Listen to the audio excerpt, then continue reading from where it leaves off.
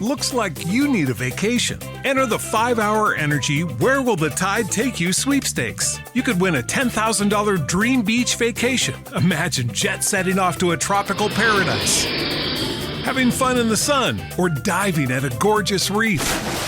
It's up to you. No purchase necessary. Go to 5HETide.com for official rules and to enter. That's 5HETide.com. Enter today. Ends June 30th, 2024. What's the easiest choice you can make? Window instead of middle seat? Picking a vendor who sends a great gift basket? Outsourcing business tasks you hate? What about selling with Shopify? Whether you're selling a little or a lot, Shopify helps you do your thing, however you cha-ching. Shopify is the global commerce platform that helps you sell at every stage of your business. From the launch your online shop stage to the first real-life store stage, all the way to the did we just hit 1 million orders stage. Shopify's there to help you grow. Whether you're selling scented soap or offering outdoor outfits, Shopify helps you sell. Wherever and whatever you're selling, Shopify's got you covered. Sign up for a $1 per month trial period at shopify.com/try. Go to shopify.com/try now to grow your business, no matter what stage you're in. Shopify.com/try.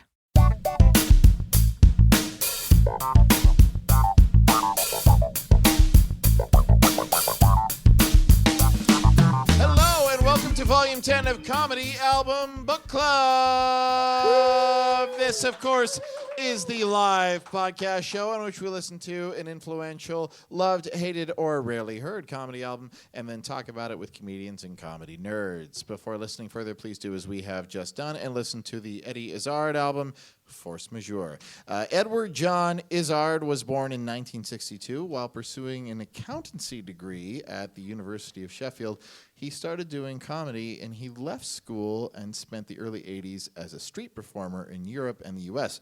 He did escape artist routines that evolved into stand-up from his interactions with audiences. His first performance at London's Comedy Store was in 1987. He performs in English, French, German, Spanish, Russian, and Arabic. He starred in movies, plays, and TV, including The Riches, a TV show about a family of con artists, in which he plays the lead. This is his 10th and most recent album, recorded during his 4-year tour, in which he performed in all 50 U.S. states and 45 countries, an unofficial comedy world record. He identifies as a transsexual, heterosexual man. I think he also calls himself a straight cross-dressing lesbian. It's sure. Executive transvestite. Executive. Oh, that's an interesting title. His style is that of stream of consciousness, although it is very tightly scripted. This album was put out as sort of a poll on our Facebook page, and a lot of people voted for us to include this album, including some of the people you see here tonight, some of which have been on the show tonight. My first guest here to my left is Mr. Ian McIntyre. Please give it up for Ian. Hello, yes. He's a comedy writer and writes for cartoons and television, etc. He has such credits as Inspector Gadget, Degrassi, and The Beaverton, which has just been greenlit for season 3, which is very exciting. How are you tonight, Ian? I'm fucking great. Just so happy and optimistic for the future. Indeed. Mind definitely 100% focused on the task at hand. Exactly. For those listening, Sorry. we recorded this on Thursday, June 7th, 2018. The time is currently 10:12 p.m. in Toronto. We have just been informed that it's likely that the PC government has won here in Ontario. That won't mean anything to some of you, but to some of you, it will mean a great deal. Anywho, we're going to try to keep going on here. Lovely to be here, Jason. I'm glad you're here, Ian. We'll be holding hands a lot tonight, I think, to support each other. My next guest is Merle Evans. Please give it up for Merle. Woo! Yes. By give it up, I mean clap your hands. Merle is a voice actor and a singer, and you were telling me you had an art installation between last time you were here and this time, correct? Yeah, it was fine. It was fine. It was fine. No, okay. You don't want to talk about it? No, it was fine. It was an art show, but not like an installation situation. But prints are available through Etsy of my art. You can also buy stickers and buttons. Go to merletrouble.com. That's MERYLE trouble.com, and there'll be links and stuff if you would like to purchase my ridiculous, surreal collage art. Excellent. I will remind you, Merle, that sponsorship of the podcast costs $50, so I'll be getting that from you Considering how the afterwards. election went today, I don't really know if I can afford to give you. This is going to be a fun show. Okay, and my third guest, first time on the show, is writer-director Adam Bailey. Please welcome Adam. Adam co-wrote and produced the Fringe show coming out this year called The ABCs of Love with Adult Baby Cupid. He's also done a one-man show called Adam Bailey is on Fire, which was an award-winning show. How are you, Adam? Tell us a little bit about what's happening. Yes. No, it's great. I'm glad that there's a lot of mentions of fascism in this album because I can just tell we're gonna keep harping on that. Because this is Harpering. Ontario. Harper. Oh, it's gonna be so Canadian for the Womp people who womp. are. Yes, yes. And a Beaverton writer here too. Oh my God. Yeah. I'm A lot of stealing this that. is going to be cut out. This will probably be a 10-minute episode. I apologize for the brevity of it. We're very angry here in Toronto, but of course, as Canadians, we'll be putting our fake smiles on and carrying on. So, Passive aggressive. It's the Canadian way. Sorry. They can't see the Yeah, fake sorry. smiles on the podcast. they Jason. can hear them. It's If true. you smile long enough. Yeah. If you fake smile while you're on the phone, it's true. The other person does feel condescended to. Oh, good. Yes, yeah. Try that at home. So, this album. Jason just snapped a table in half. Wow, he is strong. Ian, have you heard this album before? I had not heard it before we got ready for this show. Okay, but you're a fan of Eddie Izzard? I do, yes. I like Eddie Izzard. I would not call myself a huge expert or, Eddie Izzard expert or aficionado. Hence but I pronouncing his name wrong. oh, no. What did I say? You said Izzard, and it's actually Izzard. Oh, I thought it rhymed with the turkey part. Nope. Gizzard? Yes. Okay, Like Izzard. No. And it's actually not Izzard, it's Izzard. He, like me, is constantly explaining the subtle It mispronunciation. is very subtle. It's that it's the everyone- emphasis on the first half, the first syllable, but it's the second syllable is pronounced ard, not erd. So as I was saying, Eddie Izzard. Yes, I like his comedy. My wife is actually a bigger fan of his than I am. I've seen Sorry him we couldn't live. get her on the show tonight. Yeah. You should get her at some point. She loves the show. No, I like him. I will concede, listening to Force Majeure, I have arrived at the opinion that a little bit of Eddie Izzard, a little bit of him kind of goes a long way. Okay. And when I listen to an album of his long form, it kind of all starts to blend together for me. Fair. It's so stream of consciousness, and it's all very clever, but it's all very much like the same level of thing a lot. So did you have a different? What is your experience with listening to him or watching him or? I mean, I've experiencing listened to his albums. I remember watching Dress to Kill back in like 2005 or so. Would have been a couple years old at that point, and thinking it was phenomenally brilliant. I do think something about watching him sells a lot of it. It's true. He does a lot of act outs. He does a lot of visual, just engaging stuff when you're watching him live. I also got to see him at Comedy Bar a few years ago. I want to say like 2012, 2013. Something I like was that, also there. Yeah. And I remember being All three of us were there that night. wrapped by it. Like I loved yeah, it. yeah. It was a great live show. He was in town shooting Hannibal at the time. Right. And he basically just was like, I'm going to do... Yeah, he was trying some stuff. Yeah, he was getting ready for a big tour, and he was like, I'm going to do 2 shows at Comedy Bar. And they sold out instantly, and they were great. Right. So, yeah, it's just like listening to this album tonight, I do think his comedy loses a bit in just the audio of it. Fair. Merle, Yes. You're a fan. You've been a fan a long time. I have. I was super obsessed. I still love his album Glorious. Dress to Kill was like my second favorite. So I think like, Glorious is your favorite? absolutely. So Glorious is 97. Dress to Kill is only 1 year later, 98. Okay, and this so one's 2013. I Quite a feel bit like later. I may have listened to them when they either first came out or like early, like late 99, 2000. when Okay, I was, cool. So that's a while. Yeah. But I used to like listen to it just nonstop. I could pretty much quote. I got these kids I was babysitting at the time just quoting shit from Glorious that they didn't understand, and it was fun. It was fun getting them to do like the weird voices of Moses and stuff like that. It made them British too. Yeah, probably. I don't know. They grew up. I don't know what they're doing now. And what about you, Adam? I mean, I like that he exists. I was really happy when Well, he good. was. Well, no, but like as a queer You're not offended that he survived? I'm not That would be offended a that he's alive. As a queer performer, as someone who like does very weird things on stage, I enjoyed that there's someone who really pushed that envelope, especially in the 90s, and it's just very funny that it took a straight queer comedian to be one of the first really popular ones out there. He's like, oh, I like to put lipstick on and squirrels take it out of my tree, and I love that bit.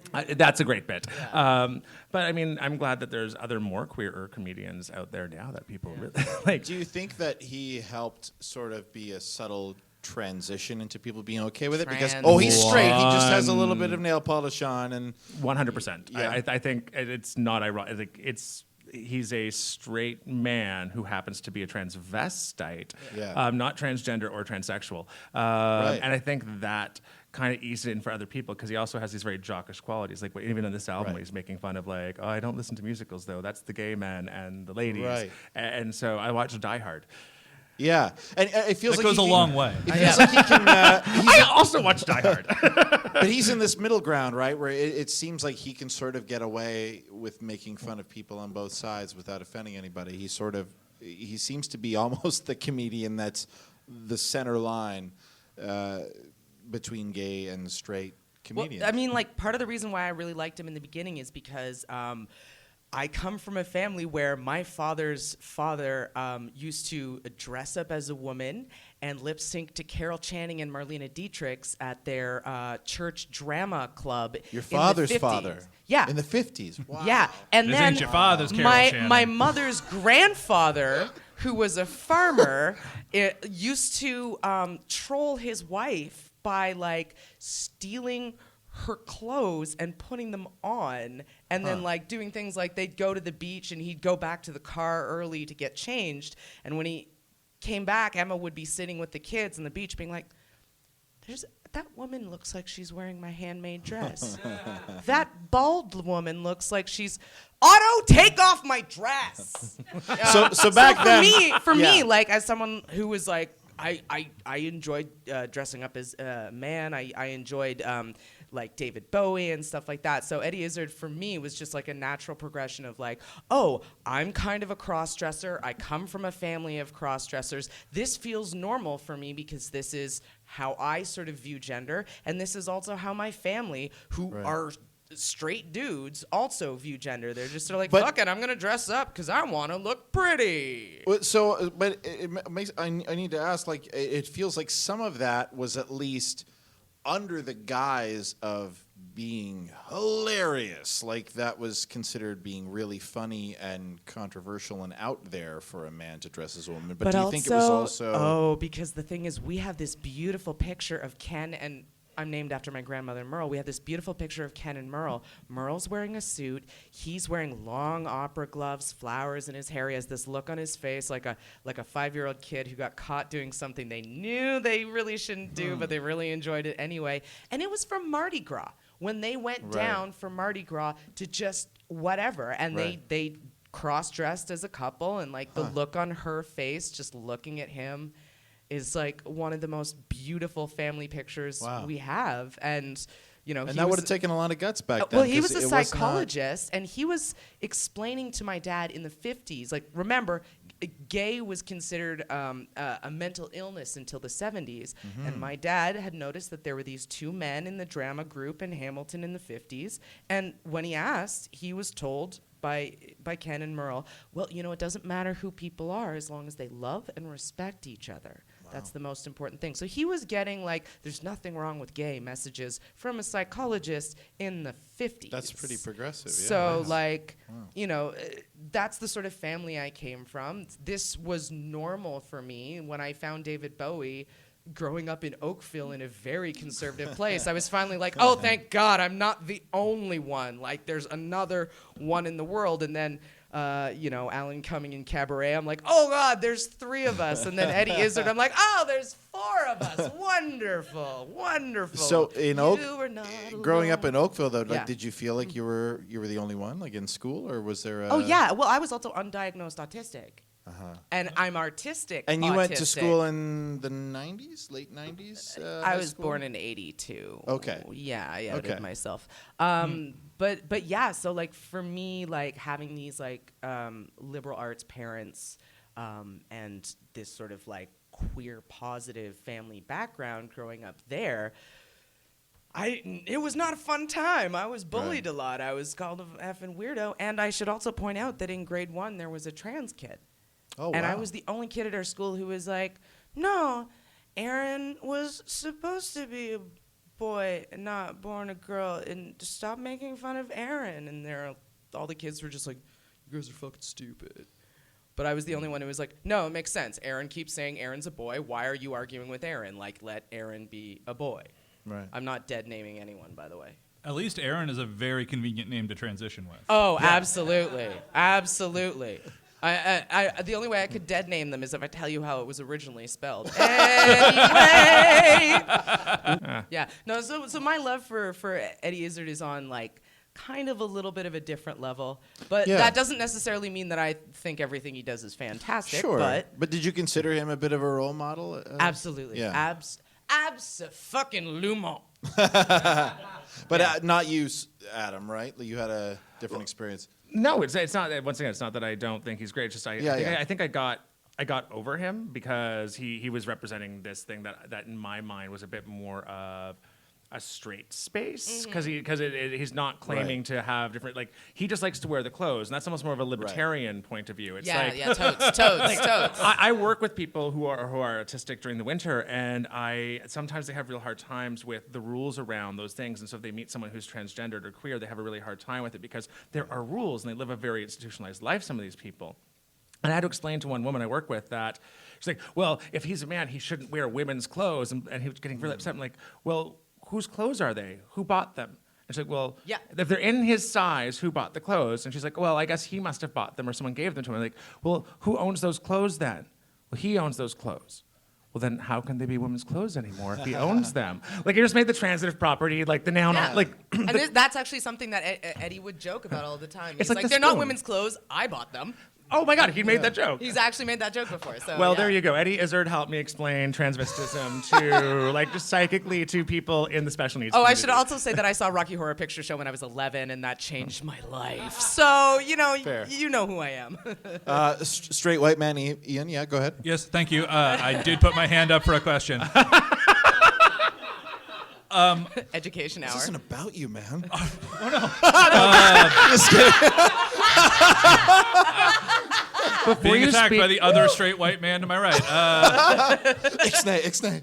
My question is, the word transvestite, where are we at with that word? Transsexual and transvestite are two different things. This is what my problem with the remake of the Rocky Horror Picture Show is because Dr. Frankenfurter was always a transvestite. That was the point. So when they cast a trans woman, despite the fact that Ms. Cox was fantastic in it, it still muddies the water by suggesting, a trans woman can play a transvestite male. It's not actually... This is someone who's transitioning as opposed to someone who's just like, no, I like to fuck with gender clothing. But is it not possible that in that narrative they made Rocky a transsexual person as opposed to a transvesite? I don't. I guess there's a did, song, but that also messes up the American argument about man in a dress going into the washroom. So it kind of muddied that water, being Yeah. Yeah, I saw an it's a fine interview line. with Eddie asking about the issues with going into a male or female washroom, and he said just rip out all the urinals and then it won't make any difference. Yeah. Which is fair. I've been into a fair number of bars and restaurants where it's just Gender single neutral, stalls yeah. and they're locked stalls and they just have toilets in there and everybody washes their hands together and it's kind of nice. Yeah. Not that big a deal. More people wash their hands, actually. Yeah. Oh, because 'cause the they're people being they want to go watched. home with are watching them. Yes. When the sinks are out in the open, everybody washes their Yeah, hands. that's a good it's call. just, except for you. One time when I was a teenager, What? I went on a trip.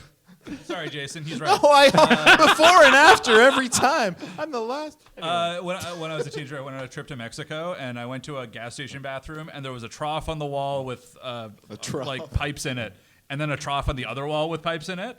And I realized that one was the urinal and one was the sink, and I had no idea which was which. Oh my God. Oh, no. So as a Wow. teenager, I had to stand in the corner in a Mexican gas station bathroom and wait for another guy to come in and like creepily watch him and follow his lead.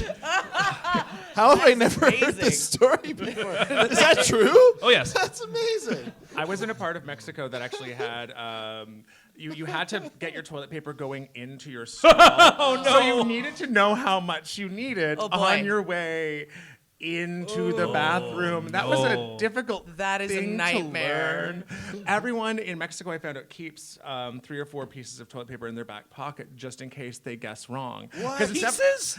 No, this is like in Japan. In Japan, there's no toilet paper anywhere. So on the street, they hand out instead of like postcards and flyers, they hand out Printed packets, toilet paper? No, packets of Kleenex advertisement? with the advertisement on it. So you just get these packets of Kleenex, and then when And you you go take them because yeah, you you want do. them. Because you're in Harajuku, and you're like, I don't know where the Clovis' bathroom is. I don't know what this says. This looks pretty cool. Oh, there's a cat and I don't know what gender that is, but that says something cool. I feel like I would hand out Kleenex with my competitor's logo on it and be like, wipe your butt with this. Oh, that's good. See, I was just saying the package had the logo on it, but you know what? Go ahead, print on pay the extra, print on the actual Kleenex. Yeah, like Coke rules, wipe your butt with Pepsi. Oh, Pepsi. Yeah. Man. Anyways, back to transvestite. And you know what? This comes around. He does talk about the toilets, different types of toilets later true, on. actually, So I guess it's just to me the word transvestite sounds outdated, and I keep really- thinking for yeah. some reason that it's like it's a word that we don't use anymore. It but kind I also of don't isn't. understand.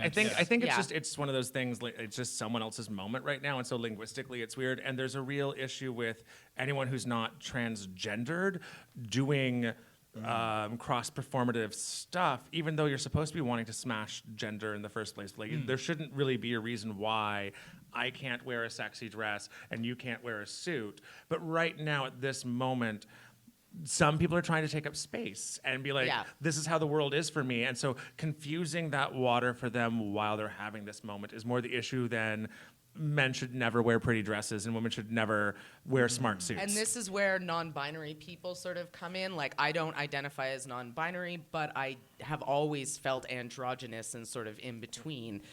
So I use the androgynous term and still say, all right, I'm a cis female, but I'm androgynous.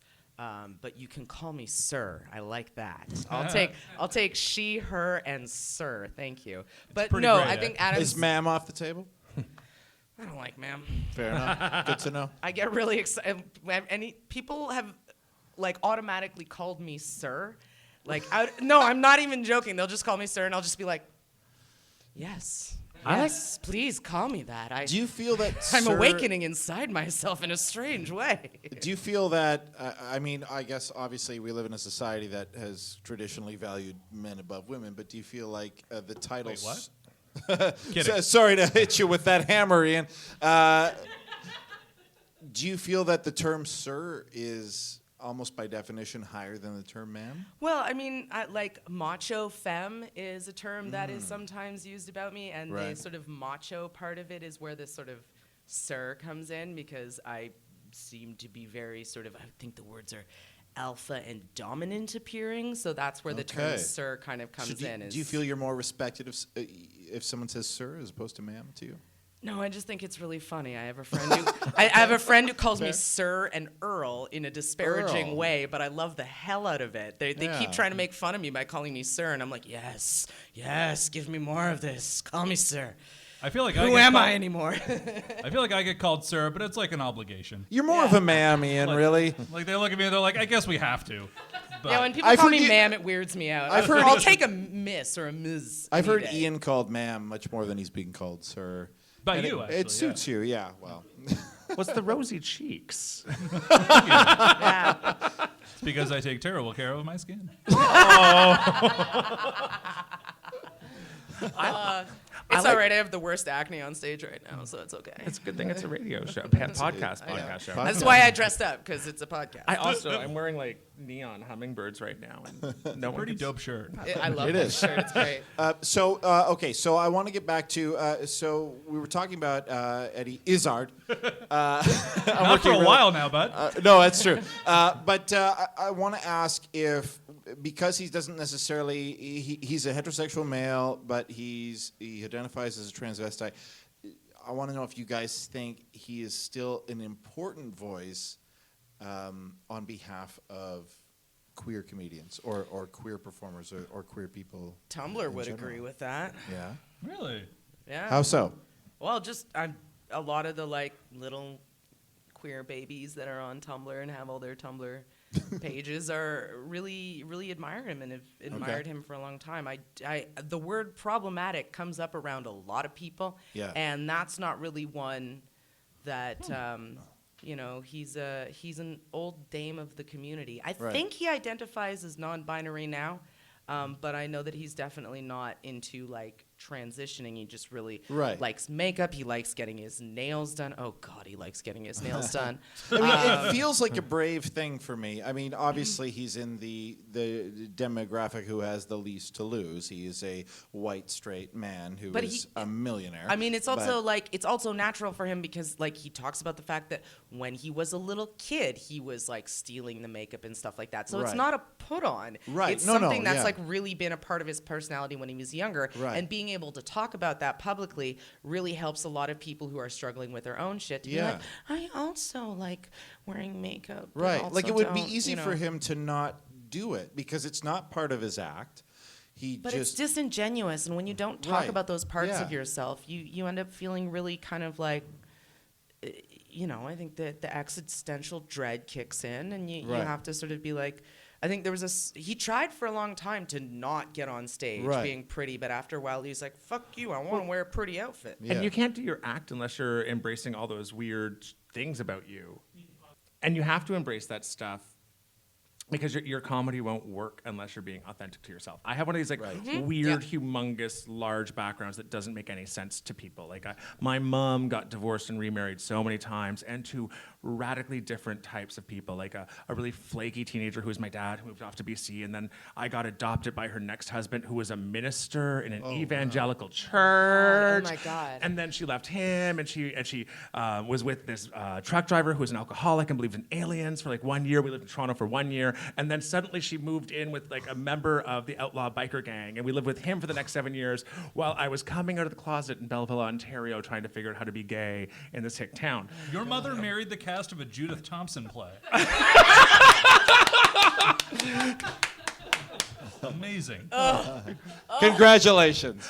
But my stuff didn't take off until I started talking about that shit publicly, and I have to compartmentalize it because it is too much. Yeah. But when I was trying to be relatable, nothing worked. And then the minute I did Adam Bailey is on Fire, which was all about Dad Number 2, suddenly everything took off, and I had this comedy show that would just take me across the country for like a couple of years, just talking about what it's like with the idea of hell rolling around inside of your head, and how that's a giant mindfuck, especially when you're gay and you know you're gay, and so you know you're going to hell, and what that means to know you're going to hell. Oh my God. And so I didn't have great funny material until I was like, well, this is funny. I do think that's the path for a lot of people who do comedy, though, is like, I'm going to start out and I'm going to do something that's very close to the middle because I'm learning like the comedy fundamentals. And then once you get those under your belt, you're like, oh, okay, how can I incorporate my actual self into this. And as soon as if you effectively do that, then all of a sudden you stand out. It's so funny to me. Like, Jerry Seinfeld is considered one of the best comedians of all time, but I feel like he absolutely never got to that point.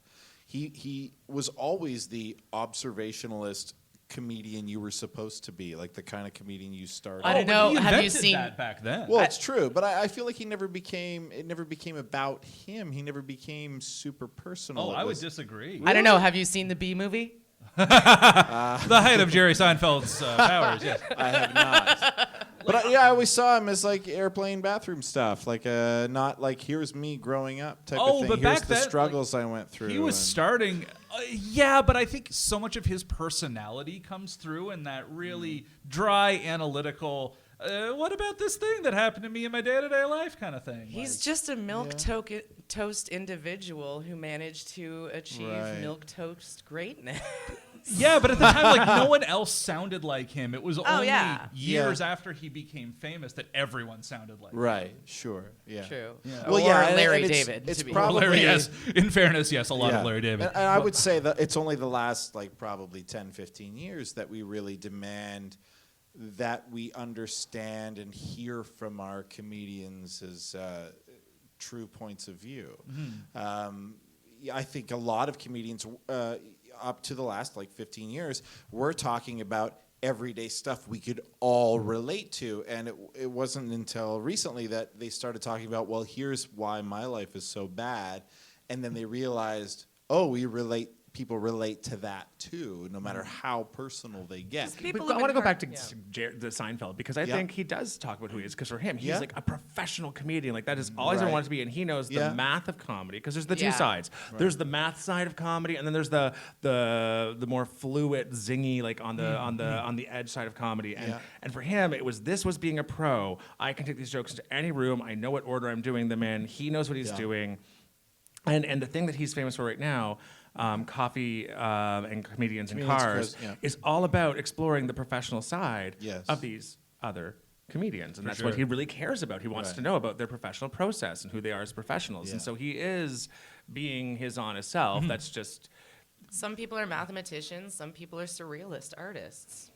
I would like to see a young person do a show similar to Jerry's, because I feel like he is of a style of comedy, even though he did things nobody else had done. I feel like he has very much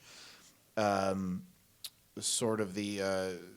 like Henny Youngman feels like an ancestor to Jerry Seinfeld. You know what I mean? It feels like comedy just, of course, led to Jerry Seinfeld. And I think since then it has become much more diverse and personal and raw. And... you could argue that there was rawness in like Lenny Bruce and Bill Hicks and people like that. But I feel like now we're talking about who these people are, and now audiences are demanding we know who these people are, and we're away from just, oh yes, they've articulated how I look at life. It's beyond that, and now it's like, oh, I know what their life is actually like. But I think it's still all relatable. I think we live in more of an alienated, mentally unwell society. So a lot of people like to hear more of the weird shit. They need to hear the Maria Bamfords because they're like, God, like this, my life is falling apart, and she's, well, I mean, okay is a broad word for Maria Bamford, but like, if you've heard her song "Don't Be Afraid of the Dark," it's kind of like. That's, I think, a lot of people need to know I think they're that's not alone. amazing. Like, and I don't think people had realized that until very recently, that the most personal, individual stories are still relatable. I would actually say, ironically, to this conversation, and this might be an unpopular opinion, I actually find Eddie Izzard's comedy very impersonal. Aside from the way that he dresses and like unapologetically presents himself, so much of his comedy is just referencey, like... It's very... I don't know, here's a Bible story. It's Moses. And what if they were out walking in the desert and there was another guy in the group named Steve who was like, let's walk a different way. And he was like, I don't know, Steve. Stop it. He's no, you're right, because that's actually something I wrote down. He's a surrealist historian. If you distill down all of the stuff he does, you can just say, well, he's a surrealist historian who does comedy. Yeah. And you can't almost take out a certain bit. Like, this whole album is almost a sentence. It's Oh my fucking It's God. exhausting. A little bit. Yeah, there's not like you can't YouTube clip a great bit of him because. Have you ever been at a it's- party with like an autistic ADD person who's like really funny? I and mean, we all fun? have. I mean, maybe I was that person when I was 20. But like after a while, they've just gone on about stuff. You're like, this is really fascinating. And after a while, you're like, how do I get the fuck out of this? Like, you're a genius, but I need can I have a cigarette break? Like, what's At going on? times, I feel like Eddie Izzard has the attitude of, I'm at a dinner party with you, and I'm the most fascinating person you've ever met. Oh, 100%. And I'm not going to let you interrupt me. Yes. I think that's a bit of the queerness, though. And I was saying this after I listened to it the first time, and I'm digging down on the second time because I do a lot of surreal stuff and a lot of high intelligence work. And I think a part of it is as You a just queer- call yourself highly intelligent? No, I said I do highly intelligent work. That's different. That you Exactly. Yeah. that you create. I also walk into walls. So Story checks out. Proceed. it comes the thing. You know, we have yings and yangs. And so I was wondering if part of that was in the queerness trying to find yourself in history, because we know that queer people existed throughout history. We know that as a fact now, but they were erased from history. And so anytime you hear about it or talk about it, it feels anachronistic. And a lot of his jokes have to do with anachronisms in history. Oh, yeah, And I was like, there has to be something about that, because even if you start pouring through and trying to find it, anytime you do, it just feels so weird. It's like, and the historians will be like, well, he might be gay, but maybe he's not, and so we shouldn't say that he is, as opposed to, he might be gay, so let's just call him a faggot.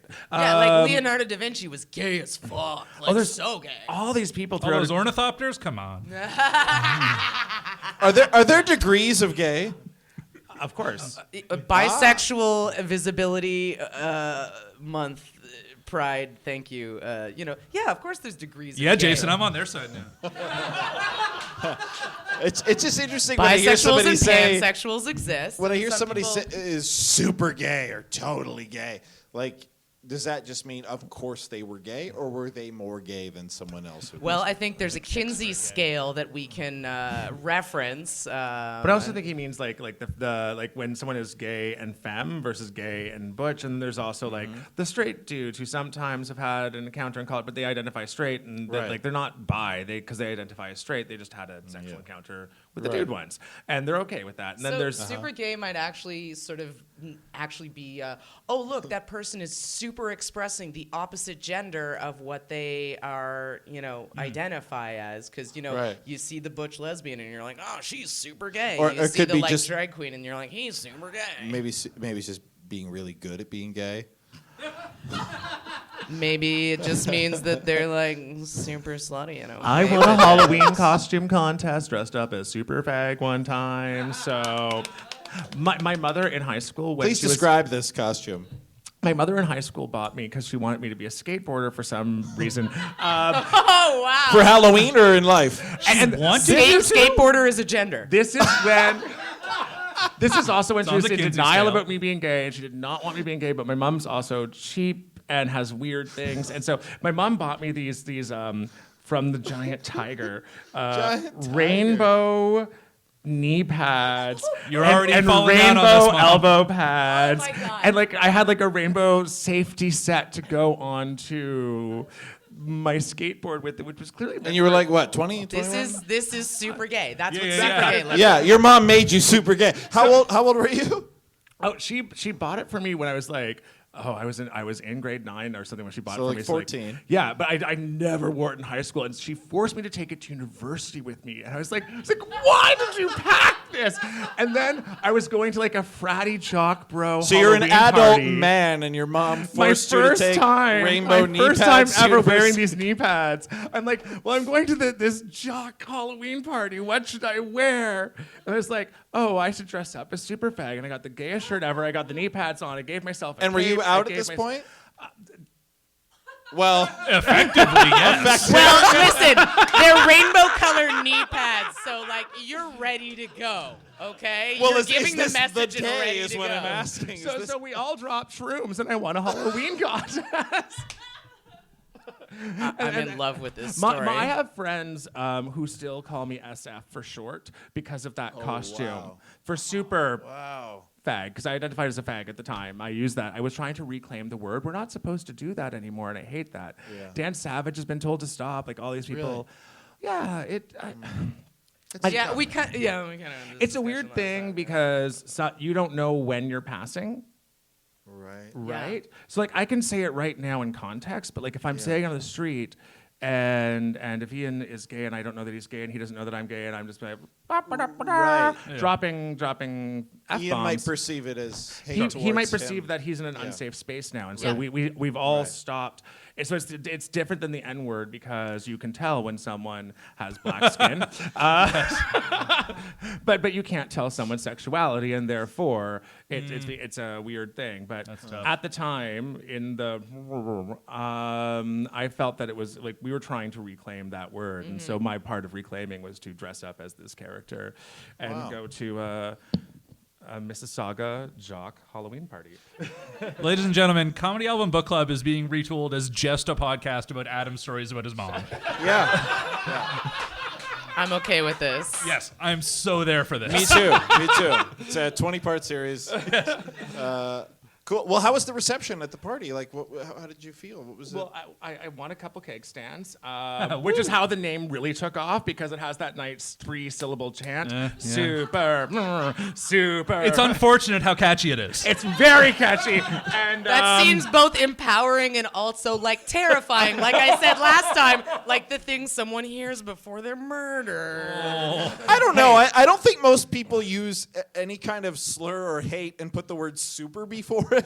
especially not when they're That's holding kinda you upside complimentary. down by your ankles so you can drink beer out of a keg. This sounds like both super dangerous and like super great. Only for my liver. Super can only be good, usually, right? Yeah. Well, except for Superintendent? super majority. Try to live without one. Go ahead, Merle. I'm a big fan. This podcast is sponsored by the Superintendent's Board of Canada. I should have told you that ahead of time. Big fan of the supers. Love all you supers listening. I just voiced my second thing for Ontario Nurses Association. So. Oh, well, good for you. Yeah. Guy, what are some of your favorite parts of this album? What are some things that really speak to you guys that you find really funny or clever or interesting? I mean, it's really Eddie hard. Izzard. Yeah, back to Eddie Izzard. Never.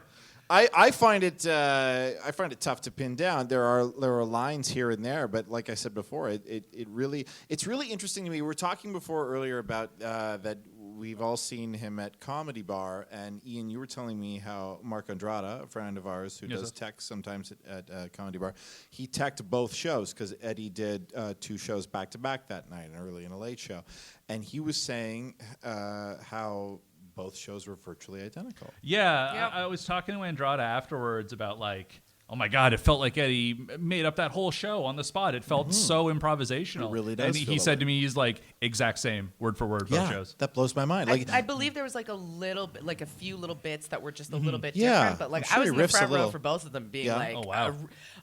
like I barely remember it. I was that much of a like dumbass fangirl in the front row. Yeah. So- When I heard that, though, I was simultaneously impressed and disappointed because I thought, I feel like I was fooled. I was like, wow, this guy's stream of consciousness is absolutely amazing. But then I also, I was disappointed that it wasn't really that. But I also really respect the idea of being able to craft something to such a degree that it sounds like that. like, doesn't it sounds say like a lot stream of about him as an consciousness. actor? Absolutely, You it know? does. Yeah, to be able to write something that sounds like you're mumbling and jumping and experiencing these tangents that come out of nowhere. I don't know how you write. You said something he was that a street way, so- performer, right? Yeah. Yes. Oh, yeah. That it comes from that because he was hanging out with vaudevillians and clowns and things, and those sorts Sure. of people script things very heavily that sound very improv That's because they have true. to be safe and they have to have codes and they have to, and you can feel it in this. There's like when he starts like, oh Steve, oh I'm just lazy about making up names, and yet the punchline at the end of side 1 of the album is Steve. Yeah. And so he made it look like it was an It accident. sounds like an Yeah. amazing accidental callback, but it's absolutely contrived. but the whole thing is like that. And I Yes. have heard him talk about the fact that what he used to do when he was on tour is he would start doing improvisation stuff and then just basically write on stage and then make that his next show. So he started having to like separate that because people would complain if they saw the end of the last tour and the beginning of the next tour. they kind of saw the same show, and he Yes, started like right. getting shit for that. So he I think what it is that he did actually do all those things as stream of consciousness, and then like played the tape back, memorized whatever the fuck he did. I can see Wow. that. You know? Yeah. Well, I've heard that he doesn't actually speak all the languages that he does his shows in, and that he's learned some of it phonetically too. Oh wow. But I don't know if that's true. That's I think he terrifying. does actually know French. Yes, I and know I he think knows the rest of the French. stuff he does sort of phonetically Yeah, do. that's- He's really hot for the Europe idea.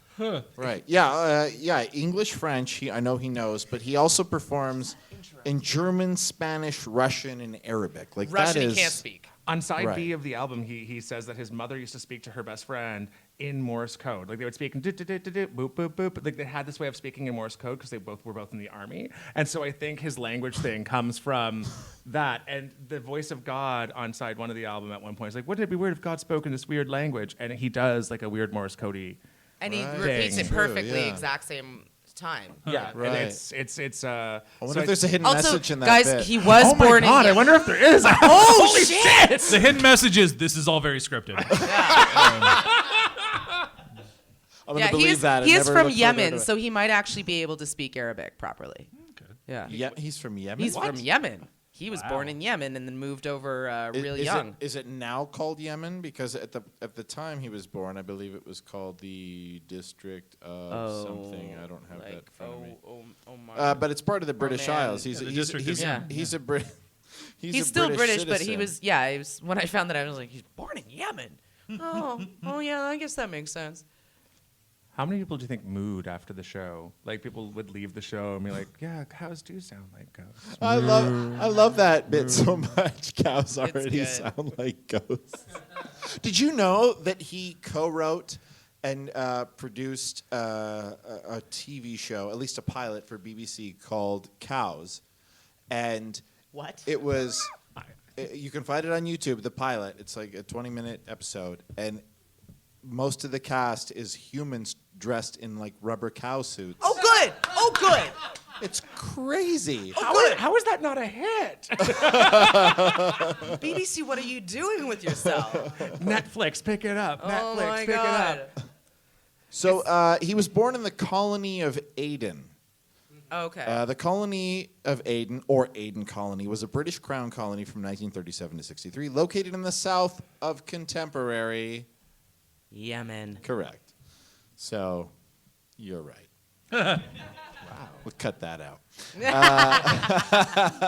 I've read Wikipedia for sure. I'm going to get to some audience questions here. We've got a couple. Eddie seems like the kind of comedian who is funnier with the visuals. Would you agree? Do you think that's because he's famous or just because of the kind of comedy he presents? Kind of comedy he presents. How so? Well, if you think about, I believe it's Just to Kill when he does the whole like squirrel eating makeup situation. Did I leave the stove on? No, I'm a fucking squirrel. Like his eyes, the way he like held his fingers to his Right. mouth and he looked around and his beautiful makeup eyes were just like bright and shining and looking all over the place. And if you've seen his Darth Vader act, the way he sort of Right. flounces around the stage and does all the gestures and stuff, Yeah. like I definitely enjoyed the video presentations of most of his stuff. I did enjoy the DVDs way more Right. than just listening to them. They made more fucking sense. I'm trying to remember. He doesn't perform with a mic, does he? Or No, he he's has, got like a headset. Oh, Yeah. So he has his hands free. He's doing a Yeah, lot he's of moving all acting. around. Yeah. Yeah. Do you It runs guys, back and forth on the stage always, like Yeah. one end over there, over there, Yeah. over there. Do you think most comedians benefit from being seen visually? Yeah. I don't know. Have you seen some of those comedians? Ouch. Adam, you say yes. Why? Take that, Stephen Wright. There's just a pause Hey. that you take. Oh. I like Stephen Wright. First comedian I can think of. but am I wrong? Listen, Anyway, we live. Adam, we you were live in saying. Toronto. Sorry. I mean, we all know, like, you take a pregnant pause, you do it, like, you make a face. Like, Right. there's a thing about you that it's not just the joke, it's you telling the joke. I think Sarah Silverman on Jesus is Magic, she does this wonderful thing at the end where she has people from the audience who saw the show go into another club and tell her jokes verbatim and just watch them just not fly. Because it's just not her telling the jokes, and so it doesn't work because you have to be... I'm like, Mitch Hedberg is really, really funny on his own, but then when you see that that's what he looks like when he's doing this stuff, it's an extra level of like, oh no, this is great. This guy's serious. I think he works so well for me audibly, though. Like listening He to his absolutely albums, does, you know? but like when you Doesn't do see any the sort of visual. like, Yeah. But when you see what he looks Right. like, to pair that with the voice, you're like, oh, this is even better. This is exactly. Of course he looks like that. Of course he does. So do Although you think- Yardley Smith looks funny, but works better just as a voice actress. Like her Lisa Simpson is like one of the Yeah. best things ever, and Yeah, yet right. and yet she has kind of like a funny look to her. But whenever I see her on camera, I'm less. I laugh less. So It's you weird don't. because that makes when I sense. see Yardley Smith on camera, I'm like, oh yeah, that's your voice. I get it. You look Well, like the woman who has that voice. Did you guys ever see that '90s sitcom Herman's Head? 100% And loved she it. was in that, and she played one of the voices. She in was the funny Head. on that show, Yeah. but like I've seen her like when she does cameos in other shows and that terrible Stephen King movie, and narrow it down? I don't know which one you're talking about. there it is. I went to the Langoliers, but yeah. Much more, He uses some actors a couple times. Maybe he's got. She read one of his books on tape that I listened to in high school. It was my like a very God. bizarre. gosh. Amazing. Lisa Simpson reads Pet Cemetery. I can't imagine. I what need that's to find this. I need to hear. So this. you don't think The Simpsons should be a live-action show with the actors who voice them? Oh, playing the what? characters? Hank Azaria is a poo? I don't know about that It's one. already problematic. Outstanding. enough. Who needs the Quickie Mart. I do. And everyone cringes forever. Yeah. I have another question from the audience. Eddie mixes very specific references with utter absurdity.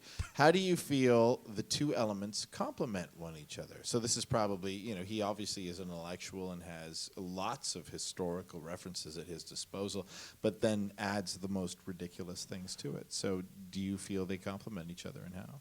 Life is already absurd.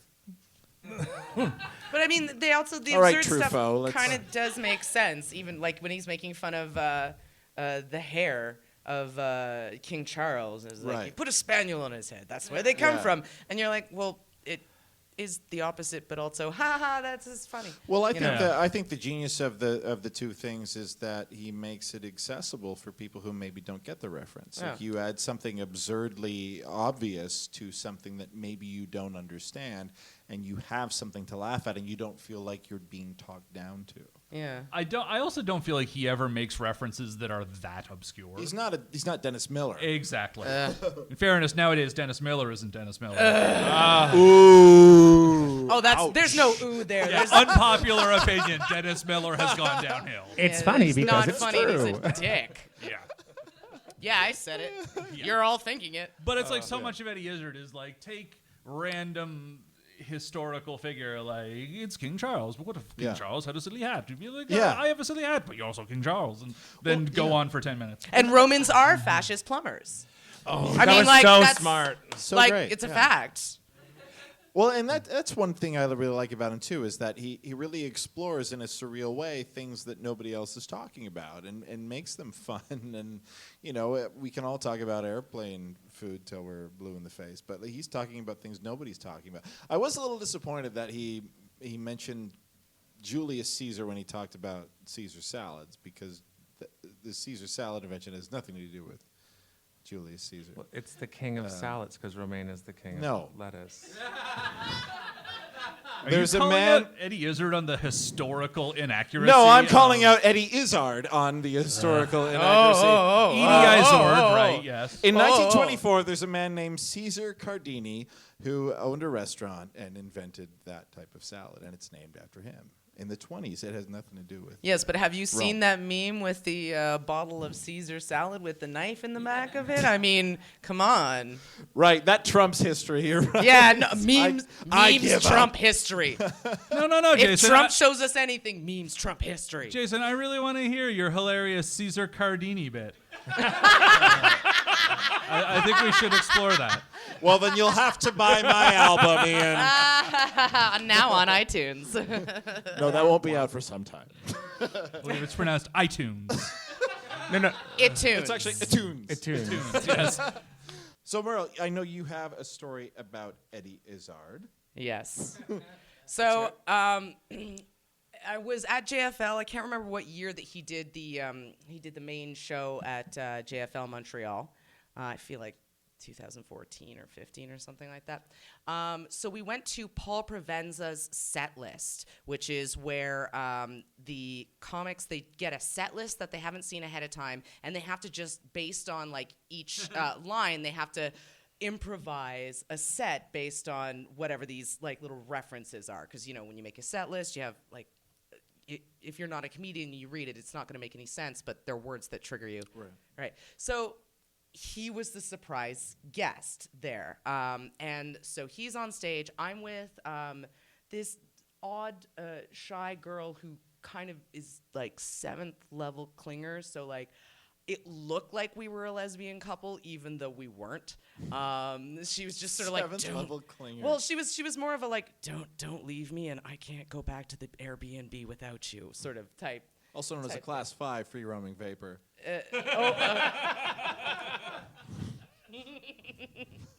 Some Yes, people will get yes. I'm pretending I do. So he does the show. Todd Barry makes fun of my laugh at one point. And after the show, like, we go out to talk to him, and I had this whole thing in my head that I wanted to talk to him about, because I wanted to let him know, like, you know, like, I really appreciate you because I come from this family that has cross-dressing on both sides, and like, I'm kind of a bit of a cross-dresser myself, so I really appreciate that in you. But I was wearing something really femme that day, so I kind of was like, I gave him my spiel. So here's the thing: if you meet someone you really like, just like, don't have a script in your head. Every time I've had a script in my head to meet like one of my idols, it has been the most awkward, stupid shit, and I should have just like sort of like let the conversation happen, many like times a has this normal happened fucking. to you? At least 2 or 3 times. What were the other people? Alan Cumming. Okay. And Eddie Izzard again. He's the most awkward. You didn't learn the first time. No, Eddie Izzard was the first. Yeah, no, I didn't. I was hoping it was going to be Bowie for your trifecta. Let's not talk about that right now. We're still hurting. I saw the Bowie exhibition in Brooklyn. I cried. I cried. It was so glorious. Glorious. Eddie Izzard's So album. this is the first time you met him, or the second time? Oh, this this story is here? actually like the second or third time that wow, I'd met okay. him. Wow. But it had, like, the first time I met him, it was like in a lineup at HMV to like, and he didn't. I was doing a shtick, getting a picture taken for my friend who couldn't come, and asking him to hold up a sign, and he had no idea what our in joke was about. So he's like, I don't know What what did the this sign guy. say? I can't remember, but it was for my friend's staff. It was like 2003, so I really don't remember. But it was just like, all right, what are these weird goth kids doing? Okay. They look like they're from the 1940s, but also goth. 2003 goth, huh? Listen, No, that's great. I've been goth do for you. life. Goth for life. Life spelled Lyfe. Goth for life. Wow. Yeah. I know who I am, guys. Don't Yeah. judge me. And you've been that since 1993. Good for you. My whole goddamn life. Don't even start with me. Like I said, when I found David Bowie. So we go up to him afterwards, and I'm trying to give him my shtick, but he's sort of like seeing, oh, these 2 femme girls, I can relate femme-ish to them. So he immediately starts showing off his long fake manicure that is the British flag, but also the European Union flag. And he's like, ooh, look at my nails. Like, look, it's also, you know, I'm British, but I'm also like pro-Europe. And where is this? This is in like a dirty little club in Montreal on the 2nd floor. I don't remember which one. Paul Provenza's roaming around being Paul Provenza. All right, so y'all don't know what Paul Provenza's like. That's fine. Watch Green Room. It's fine. Do drugs with him sometime. It's fine. So he starts like trying to talk to us about his nails, and like, I don't give a fuck about getting your nails done. I'm not that type of person. I don't give a shit. Clearly. So like, I'm trying to anyway. So I don't care about nails. He's trying to talk to me about his manicure and other sort of girly things, and I try to give him my whole shtick and say to him, like, you know, oh, and I'm like, I'm a cross-dresser too, but like, I'm in my girl drag today. Drag meaning like just an outfit. Right. And a lot of non-binary people will be like, today I'm wearing my girl drag, today I'm wearing my boy drag, and they'll use both of those terms. And this kind of relates back to the Wembley story where he was like, yes, I think I'll go back to Wembley, because he's in his own head and not actually understanding what the other person is talking to him about. Right. And so I start trying to explain to him, like, oh, you know, I really appreciate you because I come from this cross-dressing family. I like to cross-dress myself. I'm in girl drag today. And he looks at me and he goes, but you're very femme. And I'm like, oh, yeah, just today, though, but I'm wearing, you know, I'm wearing femme outfit. And then he goes, no, but your mannerisms are very feminine. And I'm like, no. And like, I'm just like chatting with him and sort of like arguing with him. I'm like, yeah, but I'm really like, I'm a boy inside, like whatever. Dude. And 24 hours later, I turn to my friend and I'm like, wait, was I in an argument with Eddie Izzard about whether or not I was a trans woman or not? And they're like, yeah. I'm like, wait, why the fuck didn't you interrupt and tell us? And they're like, I didn't care. And I'm like, great, cool, you're an awesome friend. So I got in an argument with Eddie Izzard about whether or not I was a woman. And he just kept being, but you're really femme. Your mannerisms are really femme. Like, I don't. And then at that point, like, he was so keen to talk to us. And then after that conversation, like, he kind of was like, huh. And then, like, left. And I kind of was like, wait, did he think he was about to pick up, like, two lesbians and then got really confused by our conversation and then was like, I can't deal with this. I'm going to leave because this person confuses me. I don't know. It was Or two beautiful men. Well, yeah, it was very odd. And I thought he was, like, going to, like, girl bond with us, and then was like, but you're all right, so this is some trans lesbian thing. I got a show to do tomorrow. I'm not going to continue this argument. But yeah, I had no idea until later. I was like, oh no. So looking back now on this argument between you and Eddie Izzard about whether or not you are a cis female. Yeah, was he right? Sorry, did you just ask me if I was a cis female or not? Like, I feel like, first Maybe of all, he knew more about rude, you than that's you none did. of your business. Second off, yes, I'm fully aware that I'm a cis female. But yeah, it was super weird and just super awkward, and just, we were like both trying to communicate, but like there was a wall between us where like our ability to interact was just like bouncing off each other. Yeah, but you're femme. No, but I'm a boy on the inside. Yeah, but you're femme. No, but I'm a boy on the inside. I'm just in this thing. But like, you know, because I feel like bye. It probably didn't help that he went on like a 10-minute tangent about like the sword of Damocles, where he's like, but just imagine the sword of Damocles, and what if the sword was instead a cucumber, and then it would be the cucumber of Damocles, and that's not very dangerous at all, but it's the cucumber, and it's hanging there. Pretty That's much, what made pretty it so much. confusing. All right, folks. Well, thank you so much. That's our show, whether you like it or not. Big thank you to my guest, Ian McIntyre, who you can find on Twitter at Mr. Ian McIntyre, MACINTYRE. Not for long, if tonight's any Not indication. for long. Twitter's going to be no fun for a while.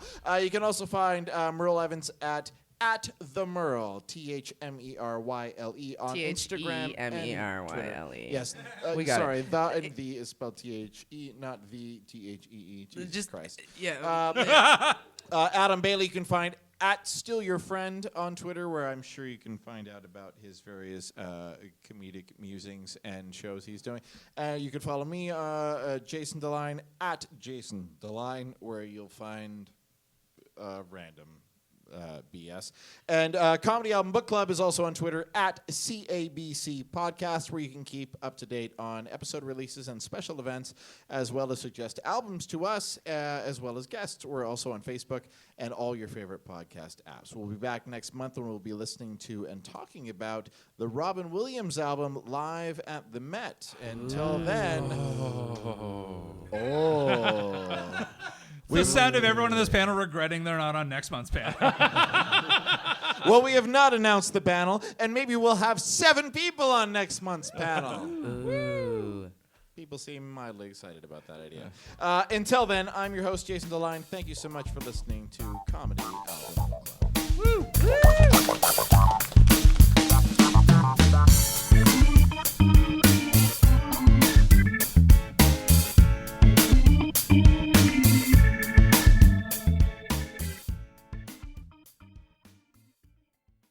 You know how to book flights and hotels. All you're missing is a tool to plan the travel experiences you'll have once you arrive. That's why you need Viator. Book guided tours, excursions, and more in one place. There are over 300,000 travel experiences to choose from, so you can find something for everyone. And Viator offers free cancellation and 24/7 customer support for worry-free travel. Download the Viator app now and use code Viator10 for 10% off your first booking in the app. Find travel experiences for you. Do more with Viator. Swimsuit? Check. Sunscreen? Check. Phone charger? Check. Don't forget to pack the 5-Hour Energy. It fits great in a pocket or carry-on, and the alert feeling will help you arrive ready for anything. Now get 20% off when you use code 5HETRAVEL at 5hourenergy.com. Expires April 30th. One-time use only. Not valid with other discounts. Remember, visit 5hourenergy.com and use code 5HETRAVEL to save 20%.